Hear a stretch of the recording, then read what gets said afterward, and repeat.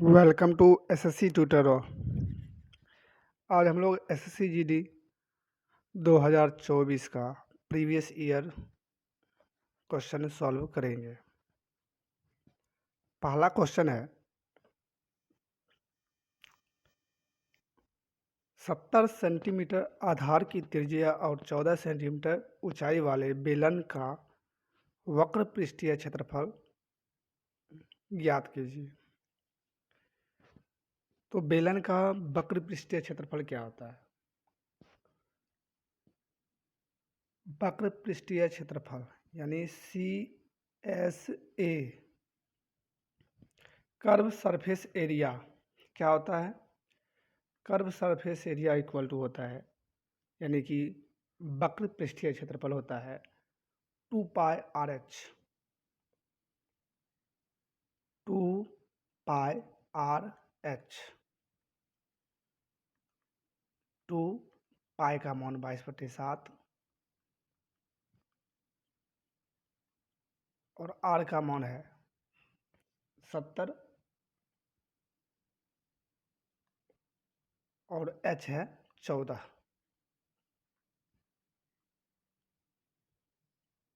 तो 7 दही 70 यानी 44 गुने 140 बराबर 6160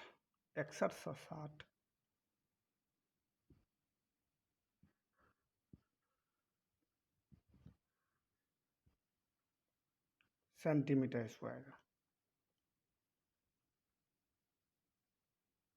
ऑप्शन सी। नेक्स्ट,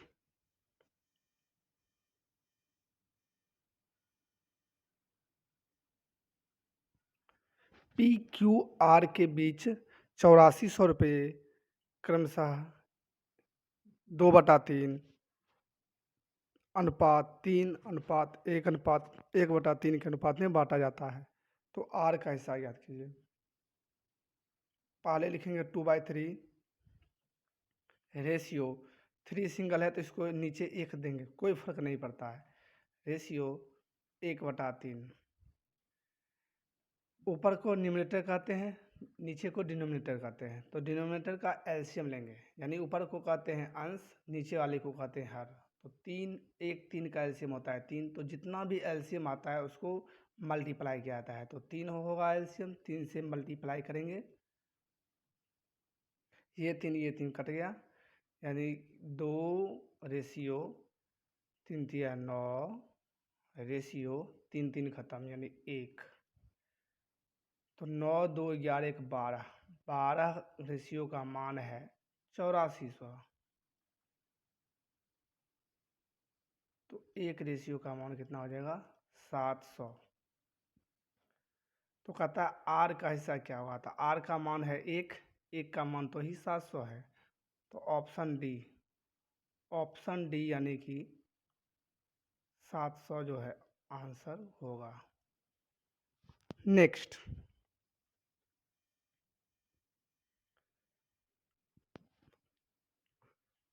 स्वप्निल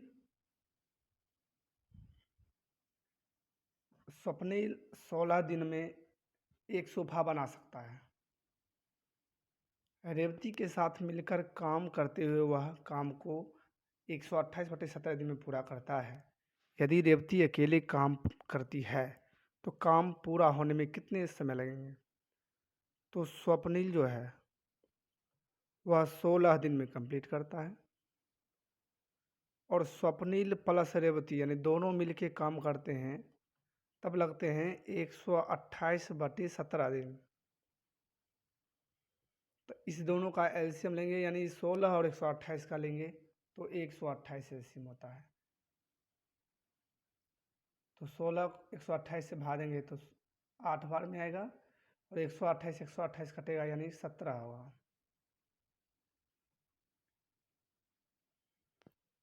तो कहता है यदि रेवती अकेले काम करती है तो स्वप्निल अगर 8 करता है, स्वप्निल प्लस रेवती 17 दिन में करती है तो दोनों तो अकेला रेवती कितना करेगी? तो 17 - 8 यानी 9 दिन में करेगी। तो कहता है पूरा काम कितना, तो पूरा काम तो 128 है, और ये रेवती का इफिशियंसी 9 है, तो यानी 128/9, यानी ऑप्शन सी होगा आंसर। नेक्स्ट,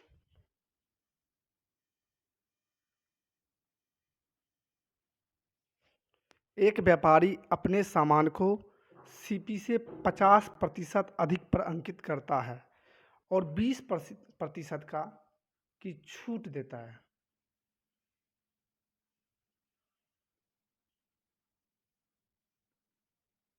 छूट देने के बाद व्यापारी को कितने प्रतिशत का लाभ होता है? तो सीपी से 50% अधिक अंकित करता है, यानी कि सीपी रेशियो एमपी, यानी कॉस्ट प्राइस और मार्क प्राइस। तो सीपी से, यानी सीपी अगर 100 है तो एमपी होगा 150, और 20% का छूट देता है। छूट किस पर दिया जाता है? छूट हमेशा मार्क्स प्राइस यानी कि अंकित मूल्य पर दिया जाता है। तो 150 का 20% छूट दे देते हैं, तो 150 का 20% कितना होता है? तो 150 का 20% होता है यानी 30, यानी कि 120 में बेचा होगा।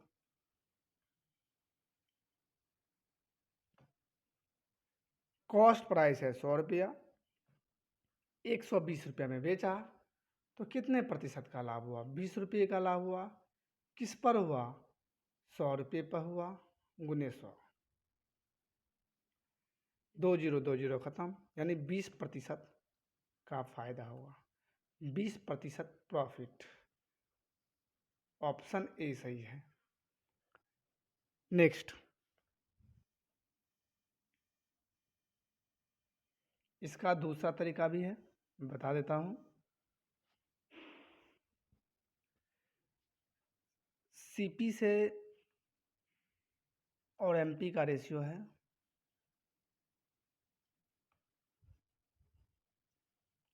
तो सीपी अगर 100 रुपया है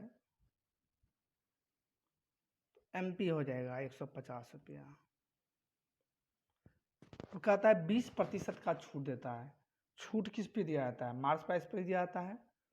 तो 20% का फ्रैक्शन क्या होता है? 20/100, यानी 1/5, यानी 5 रुपया अगर मार्क्स प्राइस है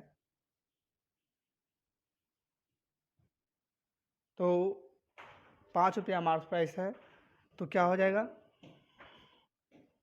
4 रुपया उसका हो जाएगा सेलिंग प्राइस। लेकिन मार्क्स प्राइस यहाँ पे 150 रुपया है, तो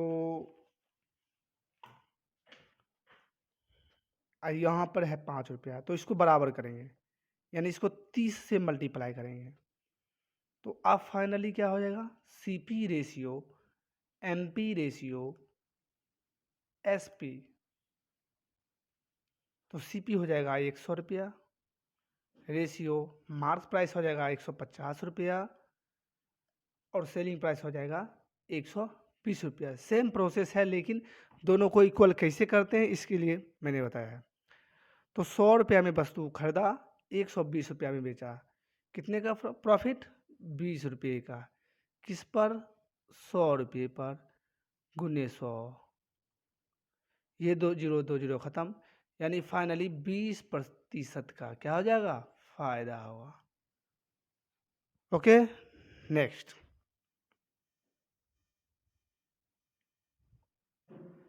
एक वस्तु का अंकित मूल्य उसके सीपी से 60% अधिक है।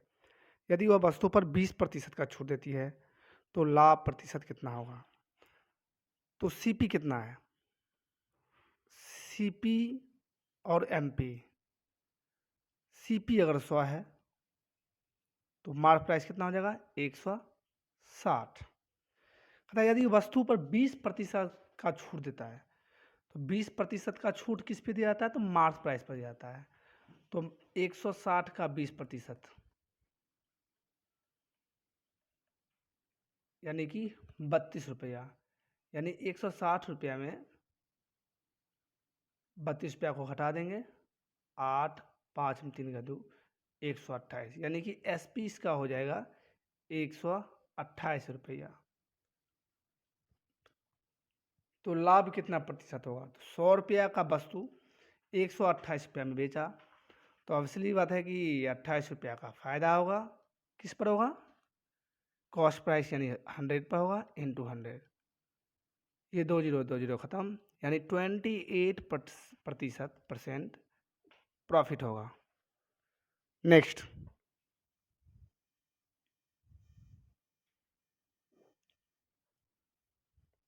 9,000 रुपये 80% की वार्षिक ब्याज की दर से चक्रवृद्धि ब्याज अर्धवार्षिक रूप से संयोजित पर उधार दिए जाते हैं। 12 महीना का चक्रवृद्धि ब्याज कितना होगा? जब भी अर्धवार्षिक संयोजित होगा तो पहले क्या करेंगे? पहले रेट को क्लियर करेंगे। 80% तो 2 से भाग होगा। क्यों? क्योंकि अर्धवार्षिक हो रहा है, यानी 40%। तो जब रेट आधा होगा तो मंथ जितना, ईयर जितना, इसे 12 month equal to 1 year. 1 year तो छमाही संयोजित होगा, यानी कि 2 बार होगा, 2 टाइम्स होगा। तो अब चलेंगे सक्सेसिव मेथड से। 40% प्लस 40% इंटू 40, ये प्लस होगा 40/100। ये जीरो ख़त्म, ये जीरो ख़त्म, यानी 40 40 80 प्लस 16,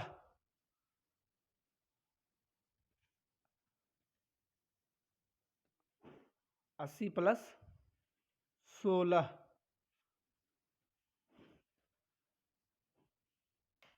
यानी 96% होगा। तो 9,000 का 96% याद करना है। तो 9,000 का 96% कितना हो जाएगा?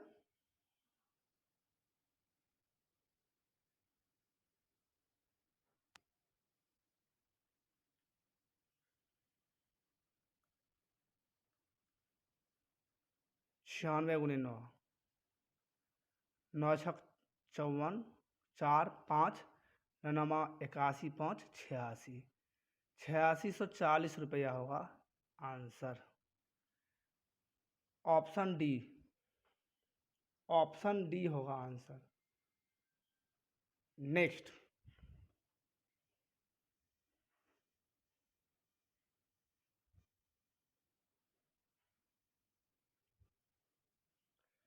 किसी धनराशि पर 5 वर्ष के लिए प्राप्त साधारण ब्याज उस धनराशि का 2/5 है, तो वार्षिक दर क्या होगी? उस धनराशि, धनराशि मतलब प्रिंसिपल का 2/5 बराबर SI।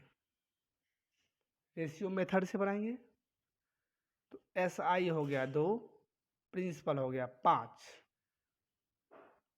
SI यानी कि साधारण ब्याज हो गया 2, प्रिंसिपल हो गया 5 और टाइम्स हो गया 5 ईयर। तो इसका फॉर्मूला होता है SI बराबर PRT/100। तो सिंपल इंटरेस्ट दिया हुआ है 2 बराबर प्रिंसिपल है 5 इंटू रेट निकालना है, टाइम है 5 साल गुने 100, 5 बीसे 100, 5 चौक 20, यानी रेट हो गया 8%। 8% आंसर। नेक्स्ट,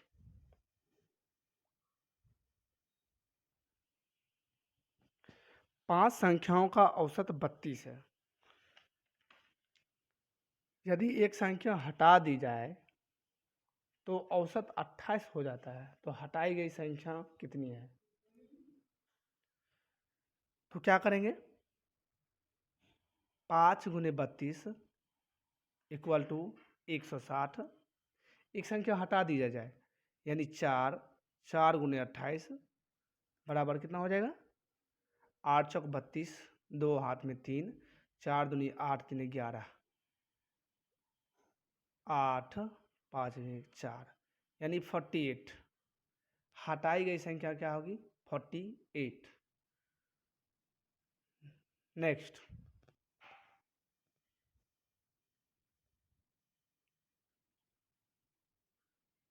विद्यार्थी की वह अधिकतम संख्या ज्ञात कीजिए जिनके बीच 1003 चॉकलेट और 2703 कैंडी इस प्रकार बांटी जा सकती है कि प्रत्येक विद्यार्थी को प्रत्येक चॉकलेट और कैंडी समान संख्या में मिले।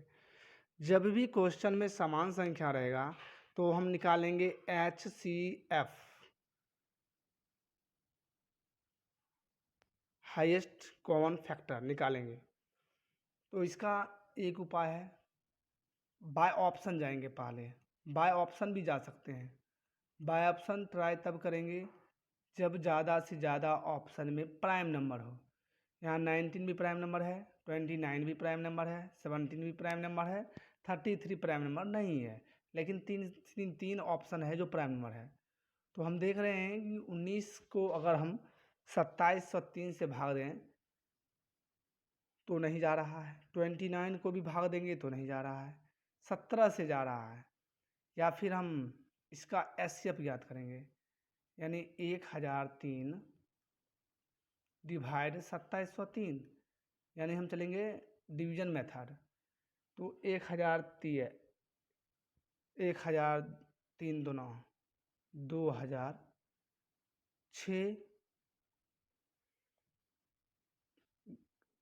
697 आएगा।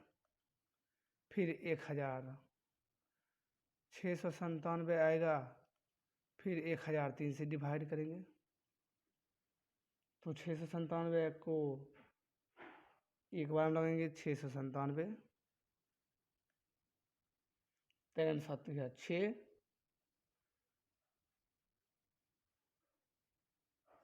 9 9 0, 9 6 3, 306। फिर 697 से भाग देंगे 2 बार में, 612 यानी 85 आएगा। 85 को फिर 306 से भाग देंगे 3 बार में, 255 आएगा। 1 और 5, 51 को फिर 85 से भाग देंगे तो एक बार में आएगा 34। तो बच गया कितना? 17। और 17 को 51 से भाग देंगे तो 3 बार में कट जाएगा। तो HCF में क्या होता है? ये जो होता है संख्या, यही क्या होता है? HCF, यानी 17 इसका आंसर होगा। नेक्स्ट, दो संख्याओं का गुणनफल 720 है और उनका HCF 4 है, तो LCM क्या होगा? इसका फॉर्मूला होता है दो संख्याओं का गुणनफल बराबर HCF इंटू LCM। तो दो संख्याओं का गुणनफल कितना है? 720 बराबर 4 गुने LCM। 4 को काटेंगे 4, 4 × 32, 180, यानी 180 इसका आंसर होगा। नेक्स्ट, 3 नोटबुक और 6 पेन का कॉस्ट प्राइस 3000 रुपया है। तो कुछ नहीं करना है, नोटबुक है तो 3N, नोटबुक को N लिख देते हैं, प्लस 6 पेन का कॉस्ट है 3000 रुपया। फिर लिखेंगे उतने ही पैसे से एक व्यक्ति एक नोटबुक, यानी एक notebook plus 12 pen equal to उतने रुपये में ही, यानी 3000 रुपया। यदि राजू 15 पेन खरीदना चाहता है तो पेन खरीदना चाहता है तो पहले नोटबुक को बराबर करते हैं, यानी इधर 3 नोटबुक है, इधर 1 है, यानी इसको 3 से गुना कर देते हैं। 3 से गुना करेंगे तो ऊपर तो रहेगा 3 notebook plus 6 pen equal to 3000, और इधर हो जाएगा 3 नोटबुक, 3 से मल्टीप्लाई किए इसलिए 12 36, 36 पेन बराबर 9000 रुपया। प्लस है तो माइनस करेंगे, माइनस माइनस, 3 नोटबुक खत्म, 36 में 6 गया, -30 पेन बराबर -6000, 1 0 1 0 खत्म, 3 दूनी 6 200, और ये माइनस माइनस भी खत्म, यानी पेन, एक पेन का कीमत है 200। तो राजू को कितना पेन चाहिए? 15, यानी कि 15 पेन का कीमत 15 गुने 200, यानी 3000 रुपया आंसर, 3000 आंसर। नेक्स्ट,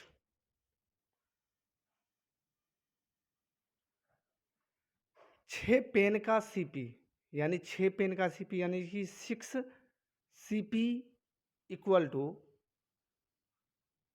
5 पेन के एसपी के बराबर है, यानी 5 एसपी।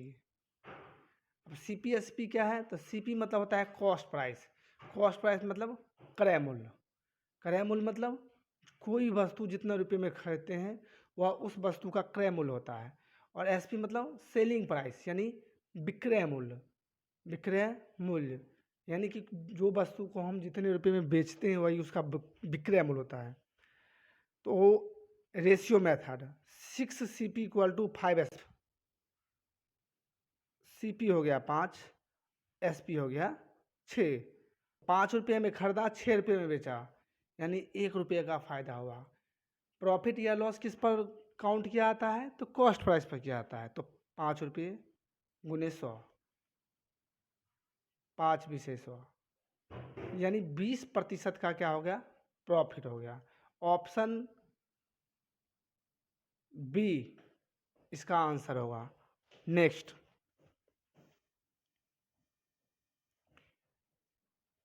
एक गोले की त्रिज्या में 50% की वृद्धि की जाती है, गोले के आयतन में कितना प्रतिशत का वृद्धि होगा? तो पहले गोले का आयतन क्या होता है?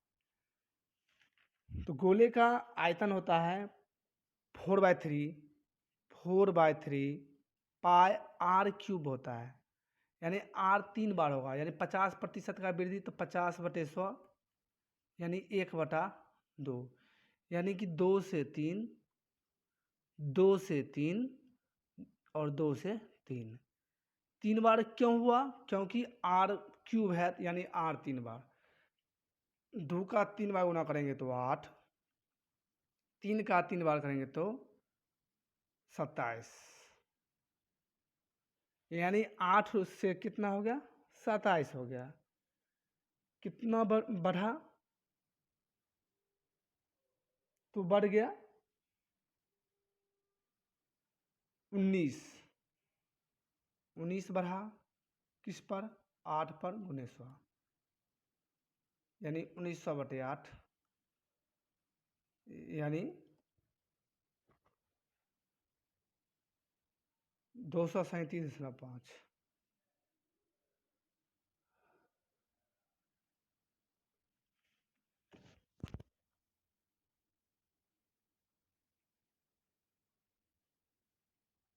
1900/8, 8 दूनी 16, 3 यानी कि 30, तो 8 3 24, 6 8 7 56, यानी कि 237.5 आंसर होगा। नेक्स्ट, 30 से पहले सभी अभाज्य संख्याओं का औसत कितना होगा? इसका क्या फॉर्मूला है? ये क्या ऑप्शन से बाय ऑप्शन से बनेगा? कभी नहीं, क्योंकि अभाज्य संख्या इसका निकालना पड़ेगा। तो अभाज्य संख्या 30 से पहले है, तो अभाज्य संख्या कौन कौन होता है? 2 3 5 7 11 13 17 19 23 29 31। 31 नहीं लेना है, 30 से पहले है तो 31 नहीं लेंगे, बस 29 तक लेंगे। सभी संख्याओं क्या क्या करेंगे, सभी संख्याओं को जोड़ देंगे। तो 2 3 5 5 10 10 7 17 17 1 18 18 3 21 21 7 28 28 9 37 37 3 40 40 9 49।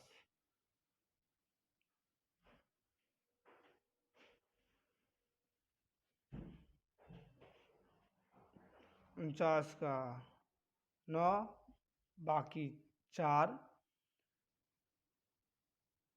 4 1 5 5 1 6 6 1 7 7 1 8 8 2 10 10 2 12, यानी 129 बटा कितना संख्या है, 1 2 3 4 5 6 7 8 9 10। जब इसको भाग देंगे तो हो जाएगा 12.9, जो कि ऑप्शन में नहीं है, ऑप्शन गलत है, ये होगा 12.9। नेक्स्ट,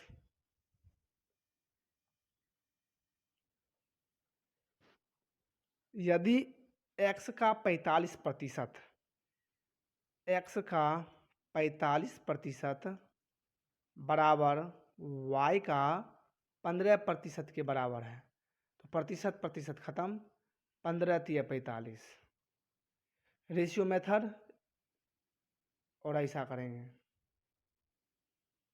यानी कि y बराबर 3, y बराबर कितना है 3 और x बराबर 1, तो क्या कहता है x अनुपात y, x है 1 y है 3, 1:3 आंसर होगा। नेक्स्ट, बहुत आसान क्वेश्चन था। एक मेज का सेलिंग प्राइस 6875 रुपया है, यदि लाभ 25% हो तो मेज का सीपी यानी क्रय मूल्य क्या होगा। इसका फॉर्मूला हम बता चुके हैं, जब भी ऐसा हो तो लिखो selling price by cost price 100, profit हो रहा है तो प्लस पी लिखेंगे, अगर लॉस होता तो माइनस एल लिखते बटा 100, सॉरी, तो सेलिंग प्राइस है 6875 रुपया, 6875 बटा cost price equal to 100 plus profit हो गया 25%, यानी 125 बटा 100, 25 पचे 125, 25 चौक 100, फिर 5 से काटेंगे, 5 1 जा 5, 5 3 जा 15, 3 5 7 जा 35, 2 5 5 जा 25, यानी 1375 गुने 4 बराबर 5 चौक 20, 2 7 चौक 28, 2 30, 0 3 3 चौक 12, 3 15, 1 4 1 5, 5500 आंसर होगा, यानी कॉस्ट प्राइस 5500 होगा। नेक्स्ट, किसी संख्या यानी x का 20% यानी 20/100 गुने का 25% यानी 25/100 250 के बराबर है तो बराबर 250, 25 दहें के 250, 10 बार में ये जीरो ख़त्म और 2 5 जा 10, यानी कितना हो गया 5000। तो उस संख्या का 35% यानी 5000 का 35% कितना होगा, ये 2 जीरो ख़त्म, 5 25, 2 3 5 15 2 17, 1750 रुपया इसका आंसर होगा। नेक्स्ट, 384 मीटर लंबी एक रेलगाड़ी एक बिजली के खंभे को 12 सेकंड में पार करती है और विपरीत दिशा में यात्रा कर रही समान लंबाई की दूसरी रेलगाड़ी 12 सेकंड में पार करती है, तो दूसरी रेलगाड़ी की चाल कितना है। तो पहला रेलगाड़ी कितना है, स्पीड बराबर क्या होता है, स्पीड बराबर होता है डिस्टेंस अपॉन टाइम, तो स्पीड कितना है, यहाँ पे दिया हुआ है डिस्टेंस 384 मीटर दिया हुआ है और टाइम दिया है 12 सेकेंड, जब इसको कट करेंगे तो 12 3 36, 2 12 दूना 24, यानी 32 सेकेंड, 32 सेकेंड। लेकिन कहा क्या रहा है, दूसरी रेलगाड़ी को 12 सेकेंड में पार करती है और बिजली के खंभे को पार करती है। तो बिजली का खंभा या आदमी कोई भी जब हो तो उसका दूरी काउंट नहीं होता है। तो ये क्वेश्चन सिर्फ बड़ा है, लेकिन बस ये फंसाने की कोशिश कर रहा है। तो दूसरी रेलगाड़ी का चाल क्या होगा? तो जो पहली रेलगाड़ी का चाल है वही दूसरे रेलगाड़ी का चाल होगा, यानी 32 मीटर पर सेकेंड, 32 मीटर पर सेकेंड ही इसका आंसर होगा। नेक्स्ट,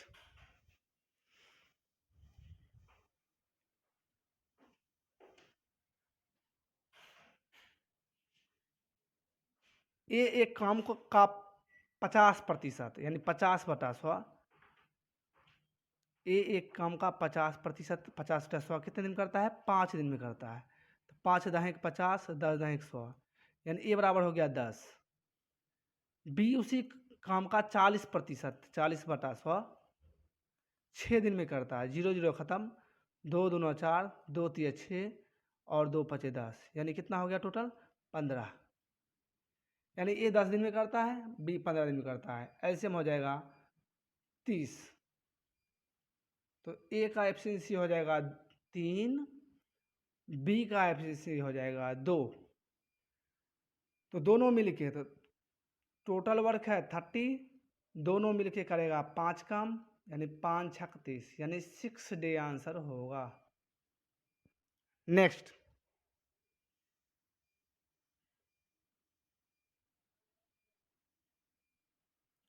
एक व्यक्ति ने एक वस्तु को 4% हानि पर बेचा। 4% हानि यानी 96%, और इसे 1% लाभ पर बेचा होता। अगर बेचा होता यानी 101 रुपया में बेचा होता, 101% में बेचा होता, तो कहता है 42.5 रुपया अधिक प्राप्त होता।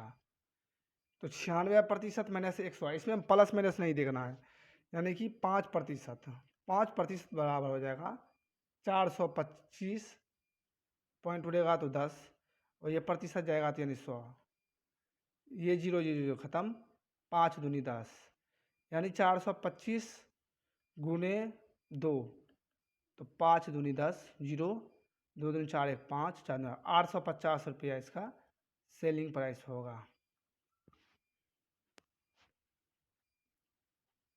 मिलते हैं अगले प्रैक्टिस सेशन में। Okay, bye bye.